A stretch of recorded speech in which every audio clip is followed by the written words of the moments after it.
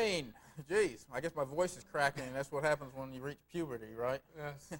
Good evening. Welcome to Film Forum, Atlanta's best movie talk show. I'm Steve Markos. With me, as always, Aron Siegel.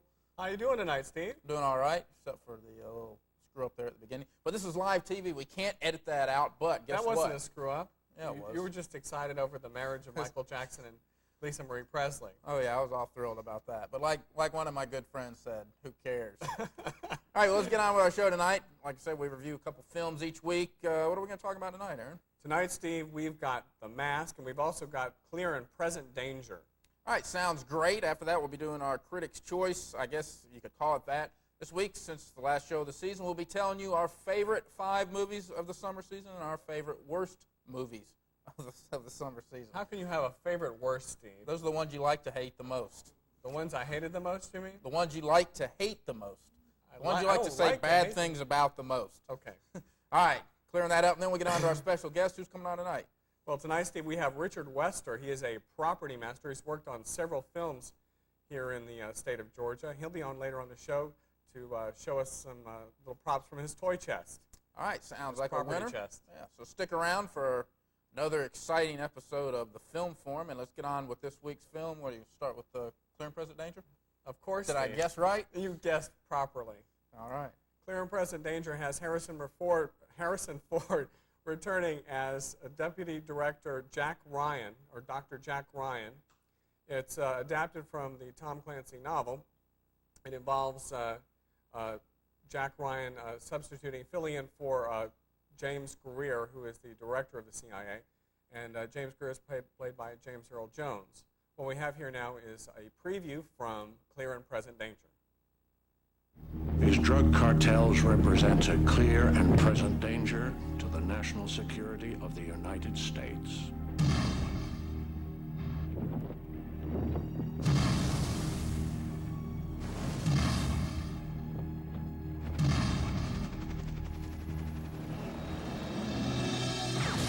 The course of action I'd suggest is a course of action I can't suggest. Appointing Ryan the acting deputy director, intelligence. He doesn't know about it, Bobby. He needs to know nothing. He's gonna know nothing. Let him know about it. Politics in Washington, I can explain it in 4 words. Watch your back, Jack. You went before Congress, and you got the money for it. You went before Congress, and you lied. I never lied to Congress. I'm not going to say it. Don't. Be careful. I did not sign up for this. Who authorized this? You see everything in black and white. Not black and white. Right and wrong. Everything has turned, the whole thing went away. Then it should go away. I will not let you dishonor their memories by telling me you had nothing to do with it. How dare you come into this office and bark at me like some little junkyard dog? I am the President of the United States. How dare you, sir?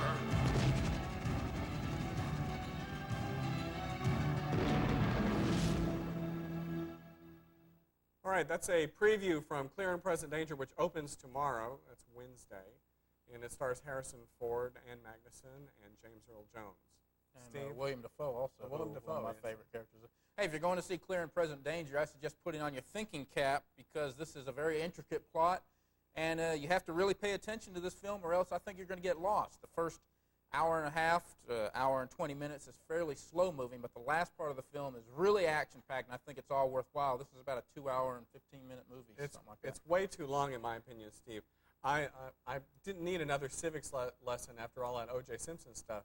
And to have the CIA and the FBI and the Secret Service and the DEA and the Treasury Department and everybody else involved in this film, you're starting to wonder who butters whose bread in this film. Yeah. It's just very confusing. There's a lot of political babble that goes on in this film, and you really have to be technically knowledgeable as far as the political system and how government works. Yeah, well, definitely, I think the biggest problem with the first half of the movie is it's very vague about who the villains are. Now, it's about drug dealers, and obviously the drug dealers are the bad people, but I just was never,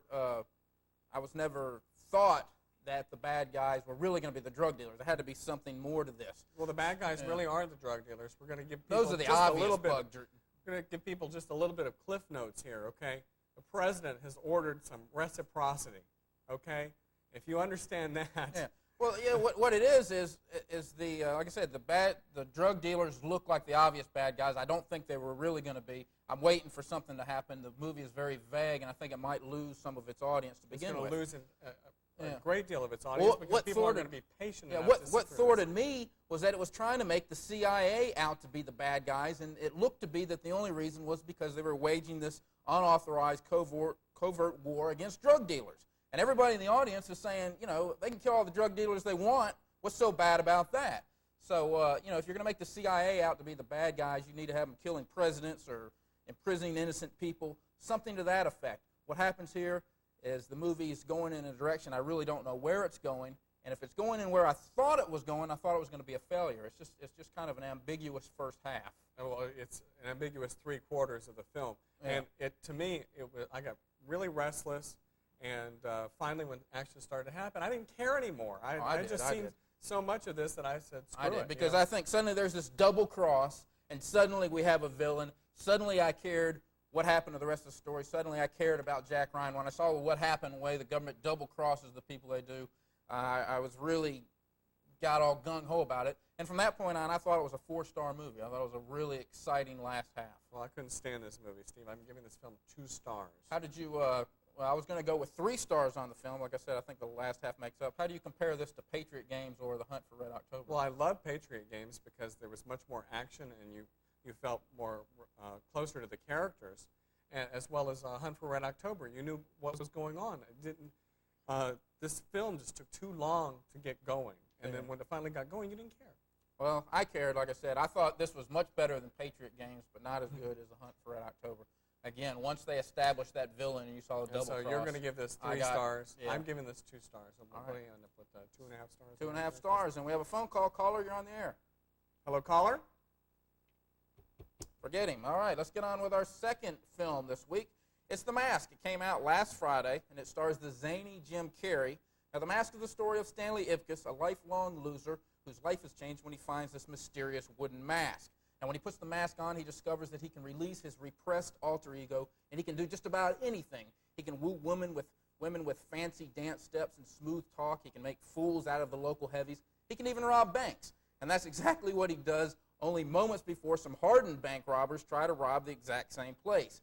And he soon has both the mob and the cops hot on his tail. Let's take a look at a scene from The Mask, which came out last Friday when the cops have finally cornered the Stanley Ipkiss. You're under arrest. No, it wasn't me. It was the one-armed man. All right, I confess. I did it, you hear? And I'm glad. Glad, I tell ya! What are they gonna do to me, Sarge? What are they gonna do? Sorry, son. That's not my department. Search him. Ow! Where's a camcorder when you need one? All right, that's some craziness from Jim Carrey in The Mask, and I mean, to describe this film, I think it's got to be just complete insanity. You know, that describes this film. It's total like insanity. It's like a cartoon that has come to life. It's, basically. It's very similar to Roger Rabbit as far as the action and the comedy in this film, because he's Stanley Ipkiss is a big fan of cartoons, and so he watches cartoons all the time. So his character, his alter ego in The Mask, turns out to be a cartoon character. Yeah, He literally has cartoon moments where his heart is beating out of his shirt. It looks like a Looney Tune come to life. I think really the reason why the film works is Jim Carrey. I think he's just a likable guy. He's goofy. He's funny. He's the kind of guy that girls like because he's so sweet. And if you stop and think about it, he's actually a fairly decent-looking guy, but no one ever thinks of him that way because he's so goofy. He's also the kind of guy that men can like because he poses no threat to our male macho egos. I like this guy. He was able to turn the lame-brained Ace Ventura into a big hit, and he supposedly got $7 million to do this film. And the way this opened this week, some big numbers at the box office, I wouldn't be surprised to see him around the Arnold Schwarzenegger territory next time he does a movie. Probably. I mean, this film is wonderful. It's a step into fantasy, and it's really good. Yeah. Well, if I had to say the one reason I like the film the best, I'd say it had to be the special effects. And I don't usually recommend films because of special effects. But I'm going to make an exception here because these are astounding. I mean, it really makes the movie. The script itself is comic book Steve, material. I'm surprised you don't like it because of the women in this film. Nah, we have some pretty women in this film too. Yeah, yeah. I'll tell you what, I've never been on acid, but I would suspect that whoever made this film has been on it because this is insane. This is insane, and it's like a Looney Tune cartoon come to life. Yeah, I'm going to give this film 4 stars. I'm going to go with 3 stars on it, and that comes out to 3.5. I would like to say a brief instance of how they do the special effects in this film. If you know you have a film, you cannot really change the image on celluloid, so what they do is they transfer film to video or to digital, and once you get into digital, it's very easy to edit. You can, even in our studio here where we have equipment that barely works every week, we can do some visual video effects. So they animate the video, and then they transfer it back to film, and that's how they do this type of stuff. That's a simplified version, but that's kind of it. All right, we've got a phone call again. Hello, caller. You're on with Film Forum. And we lost him again. All right, well, let's get on with the top 10. Okay, we're going to take a look at the top 10. These are the films that you paid money to see this past weekend, so don't blame us for their chart ratings. And number 10 is Black Beauty, and still another remake of the famous short story, famous novel. It's a week debut at number 10. Falling from number 7 after only 1 week is Lassie, landing at number 9. Number 8 this week is Speed, still in the top 10 after 8 weeks. Was number 6 last week. Debuting at number 7 is It Could Happen to You with Nicolas Cage and Bridget Fonda. Nice little romantic comedy. Yes, and if you like Rosie Perez, you won't after this. I went out and bought a lottery ticket after this. Oh my goodness! I got like 2 numbers right out Dropping of one 5 notch choices. to fall to number 6 is Angels in the Outfield, Disney's remake of, I believe it's 1941 classic? 51, I believe. 1951. Number 5 this week is Disney's original film, The Lion King. It's an animated feature for the summer. That's 6th week in the top 5. Their only original story that they've ever animated. Everything else has been Pinocchio or Snow White. Came from another source. Number 4 is Arnold and Arnold in True Lies, falling from number 2. It's fallen. It's been in the top 10 for what, 4 or 5 weeks now? Top 5. Top 5. And number 3 this week is The Client. John Grisham's adaptation of another one of his books remains at number 3. And number 2 this week is Forrest Gump, knocked out of the top spot after only 2 weeks. Number 1 this week is The Mask, a film which we just reviewed. New number 1 film. Did very well at the box office. No longer in the top 10. The Shadow, which lasted for 4 weeks, got as high as number 2. I Love Trouble also lasted 4 weeks, came out at the same time, got as high as number 4. Roberts and McNulty. Yeah, and North, which lasted 1 week and got as high as number 8, already gone. And we just reviewed that thing last week. Yes, and we gave a bad review of that film. And that's why people quit going. Because they listen to us. Yeah. Do we have a phone call this time? No, we don't have the phone call. All right, well, let's get on with our Critics' Choice. Like I said, this week. Well, we do have a phone call. All right, let's take the phone call. And supposedly the guy's there. You there? Yes, I'm here. Yes. All right. We have a phone call. Yes, I was calling. I saw The Lion King recently. Yes. And, I really enjoy The Lion King a lot, but I'm kind of a nature fanatic, and the animals are almost scary.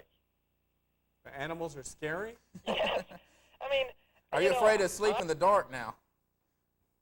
You're just going to have to keep your night light on at night because the animals were really realistic. The animation's fairly realistic. The animation won an Oscar when they did Beauty and the Beast, so I can understand. All right, well, thanks for the phone call. And like I said, I hope he doesn't have nightmares after that one. If it's affecting him, I'd hate to see what it's doing to kids. Yes, true. All right, let's get on. Like I said, we're going to talk about our favorite movies to hate and our favorite movies to watch again that came out during the summer. Aaron, what are your worst? My worst Critics' Choice film, Steve? Well, my favorite 5 worst was Being Human with Robin Williams. It goes through 5 separate generations of Robin Williams' character that is trying to learn what it's like to be human. I mean, we go from the caveman to all throughout history. This film is just kind of boring, and it doesn't really showcase any kind of talent that Robin Williams has, and we know that he has. My number 4 film is Even Cowgirls Get the Blues. This film stars Uma Thurman, and it's just very bad film. Enough said about it. It's from the same director as Drugstore Cowboy and My Own Private Idaho. The film is not worth your time. Number 3 is Lawrence Kasdan and Kevin Costner's Wyatt Earp. This is 3 hours and 20 minutes, and this is a Wyatt Earp biography that is 3 hours and 20 minutes too long. This film shouldn't have been made. It was just too long and too boring, and it goes through every detail about Wyatt Earp. The only thing I was surprised is that they didn't cover where he went to the bathroom at. My number 2 worst film is Angels in the Outfield, which is still in the top 10. This is Disney's remake, and the film has no personality to it. The characters are one-dimensional, as well as the angels aren't even dimensional. I mean, they don't have any personality to them. The angels are just special effects. It's a waste of time. If you want to see a good baseball movie this summer, see Little Big League. My number 1 worst film is 32 Films About Glenn Gould. This film is the worst film I have seen in a long time. It is boring. It rambles. It has no continuity, no coherence. Stay away from it. Those are my 5 worst. All right. That's some strong words from Aron there. Anyway, I didn't think there were that many bad movies that came out, so I only picked 3. There's not many good movies, but there's a lot of these mediocre ones. I'd say my 3rd worst film was North. Now, this is a story about a kid named North who doesn't like his parents, so he files for free agency and travels around looking for new parents. I actually enjoyed the first part of the film where he's traveling the globe looking for his new parents, but the conspiracy that kind of takes over the second half of the film got boring pretty quick. It's really idiotic, and as you can see, the film dropped out of the top 10 after 1 week. The second worst film of the season is The Flintstones. Now, I've heard a lot of criticisms from people that say that the story is weak here. That's a cop-out criticism, because let's face it now. Exactly what kind of story about the Flintstones would be good?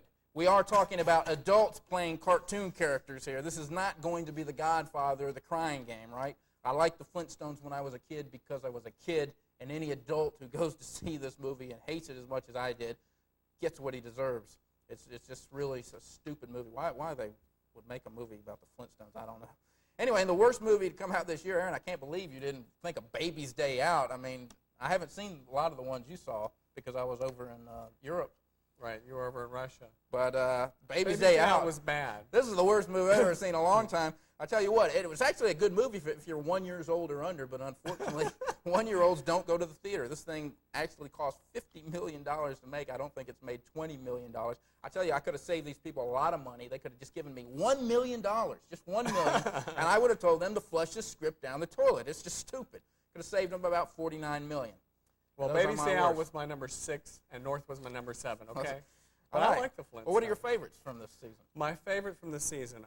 Number 5 was The Lion King, the Disney adaptation, or actually the Disney's original animation film with the Academy Award-winning animation. And my number 4 film is the Brandon Lee film, Brandon Lee's last film, The Crow. It's about somebody who, Brandon Lee is murdered, and his girlfriend is murdered, and he comes back for revenge on Halloween night. It's a really nice film. It's definitely worth going to see. Number 3 is Maverick with Jodie Foster and Mel Gibson and James Garner. This film is played for laughs, and it's an adaptation from the old TV series. It's a really enjoyable film. Number 2 film is Forrest Gump. This film had me bawling, had me crying with lots of tears, and had me laughing at the same time. This is an Oscar nomination performance for Tom Hanks, and I know he's going to get it for this. And my number 1 film was True Lies. Came out a couple of weeks ago with Arnold Schwarzenegger, Jamie Lee Curtis. This is Jim Cameron's installment for this season. All righty. That's my top 5. Well, my 5th favorite film of the season was True Lies as well. There's enough high-dollar explosions and special effects and shootouts to satisfy any action fan, and the comedy that's sandwiched in between all this mayhem is downright funny. I think this is a great step in the right direction for Schwarzenegger after last year's fiasco, The Last Action Hero. My 4th favorite film is My Life's in Turnaround. Now, this movie is so low budget that it'll probably shock your typical movie fan, but if you can just accept the fact that its technical standards aren't too much better than your Super 8 home movies, I think you'll be laughing yourself silly. It's a low-budget film about 2 goofballs who try to make a low-budget movie. It's the movie that Wayne's World should have been. I don't even know if it's playing anywhere anymore, but it's a funny movie. My 3rd favorite was Backbeat. It's about Stuart Sutcliffe, who is the bass guitarist who quit the Beatles just before they became famous. Talk about a bad career decision, right? Hey, at least he died of a brain hemorrhage so he didn't have to kick himself to death. He's played by Stephen Dorff, who is just fantastic in this part, and he's the main reason why I like this film so much. He really has an electric screen presence. He was one of the kids in Judgment Night, Emilio Estevez's film that came out a while back, and I think he's an up-and-coming star. My second favorite was Speed. The premise is there's a bomb on a bus. The bus goes below 50 miles an hour. It blows up. Before I went into this movie, I said, what in the world could happen for 2 hours when everything takes place on a bus? Well, it's peril after peril, and I was really impressed with the situations that the writers created for our heroes to face. I thought they did a good job of just creating just peril after peril, and it's a very exciting movie. And my favorite was Forrest Gump with Tom Hanks. This is a history of the 1960s and 70s told through the eyes of a simpleton. It has plenty of inside jokes about the era, and it has a very likable cast of characters. I was a little apprehensive about Tom Hanks at first because I knew he wasn't Southern. He has to talk with an accent. And I knew he wasn't stupid, but he eventually grew on me, and by the end of the film, I'd forgotten all about my earlier fears. And I also like Gary Sinise as his friend, Captain Dan, or Lieutenant Dan. I thought he was really good, too, and I enjoyed that. Well, those are great films for you to go to see while they're still in the theaters. Yep. And on video right now, we've got, have we got a call there? All right, caller, you're on the air. Caller? Hello? Yes. Go ahead. Yes, I saw Mask over the weekend, and I just wanted your opinion. It seems to be his acting capabilities are a far cry from his entertaining capabilities. I saw the Pet Detective also. Do you think he's as good an actor as he is as entertainer? Well, he's never going to be an Oscar winner. I think he's really more of a personality. He's just I disagree with you, Steve. So? It takes a lot. It takes a lot more talent to do comedy than it does to do drama, and so after a while, he probably will. He'll get tired of doing the comedic roles, and he'll probably take a turn like Robin Williams did, and do films that are much more dramatic. Michael Keaton did the same thing. Hey, I think he's more of a personality. I'm not saying he's a bad actor. I think he's a good actor, but I think you're more correct in saying that he's more entertainment. He's fun. He's likable. He's lightweight, and I think that's why people paid a lot of money to go see him. It's going to take a little time. Yeah. Thank you for your call. Okay. All righty. All right, let's get on with a video this week. This is what's coming out on video. We've got Angie, which we gave 2.5 stars. That's with Gina Davis. And also Major League 2, the sequel to Major League, we gave 2.5 stars. Which wasn't too bad. I was disappointed that Wesley Snipes didn't end up coming back in. I guess he wanted too much money, and they got rid of him from the team. Pay-per-view this week, Pelican Brief, 3 stars. That's another movie based on a John Grisham novel. And Philadelphia, also 2.5 stars. Tom Hanks won the Academy Award for Best Actor in that film. Grumpy Old Men, which is a fairly funny film with Jack Lemmon and Walter Matthau as 2 feuding old cronies. And Sugar Hill, we gave 2.5 stars to me. That's just a movie that I don't see any reason really to go. It has nothing memorable about it. It's not bad. It's just not memorable. And that's on pay-per-view. Sounds great, Steve.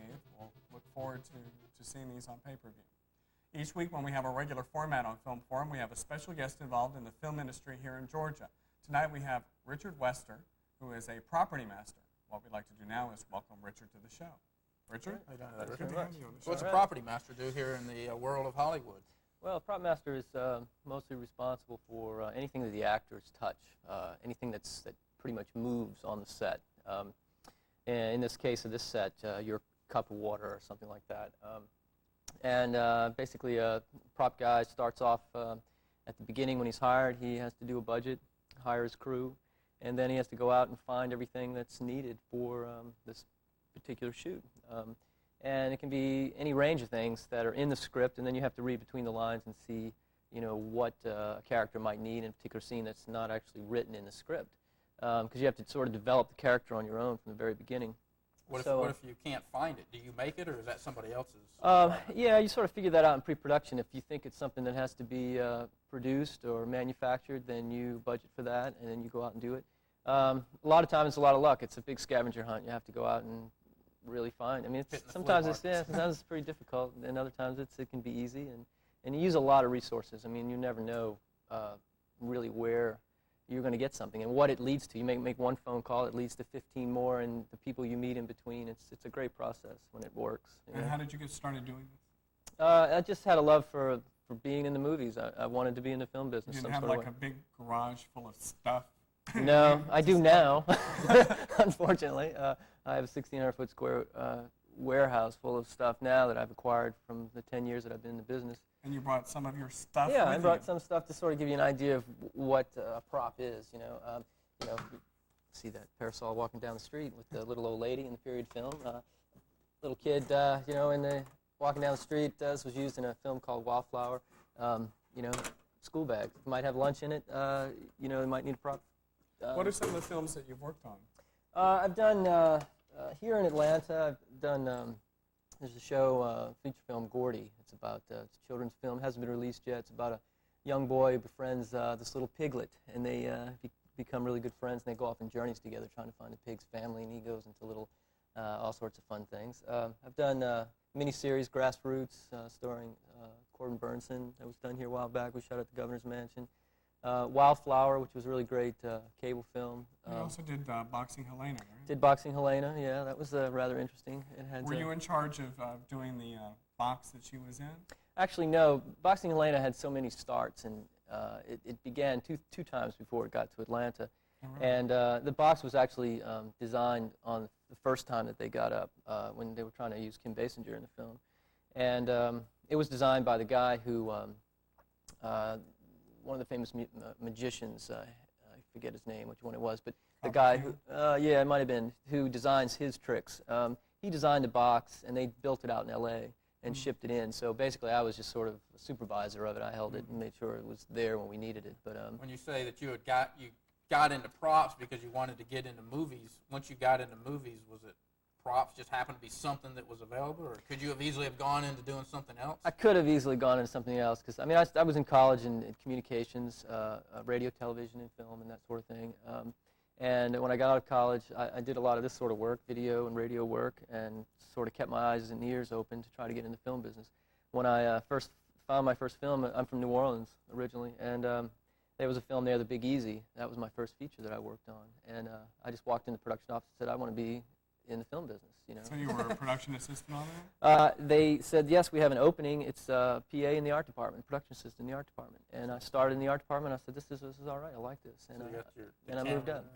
Yeah, a little, flash item, which is not working at the moment. And that happens all the time when you're on the set. Okay. Richard, we're about out of time, so if you want to go ahead and start pulling some of that other stuff out, and we can be looking at it while the credits roll up. Great. Well. Okay. Be with us next week on Film Forum, when we'll have a special guest involved in the film industry. We'll have 2 feature releases and a Critics' Choice. Speaking to the mic. See you next Tuesday. All right. All right. Thanks a lot. There's all kinds of junk in there.